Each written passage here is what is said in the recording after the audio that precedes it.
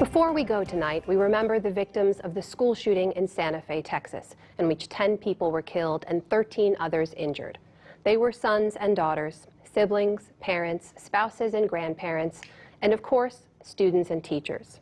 These are the 10 people who died in Friday's shooting and what friends and family have said about them. Jared Black turned 17 just 2 days before the shooting. His family planned to have a poolside birthday party for him this past weekend. His half-brother Nick Black said, "My brother loved to play Minecraft on Xbox, play Pokemon Go on his cell phone, and loved art." Jared was in the art room when the shooting started. 16-year-old Shanna Fisher also recently had a birthday. She, too, was in the art room at the time of the attack.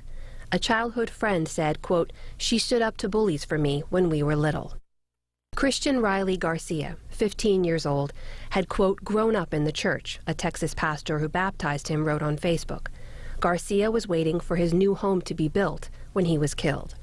15-year-old Aaron Kyle McLeod had a reputation for finding humor even in dark situations. Quote, "He was never one to be a sad or down person. He always had to joke or laugh about things," a close friend said about him. Glenda Ann Perkins was a beloved substitute teacher at Santa Fe High School. Her relatives said she would have wanted faculty and students, quote, "to remember to keep their hearts open, to discuss their feelings with family members, friends, and counselors in order to successfully conquer this tragedy." Sabika Sheikh was a 17-year-old exchange student from Pakistan who was planning to return home within weeks. Her father, Abdulaziz Sheikh, said she wanted to be a diplomat to represent her country.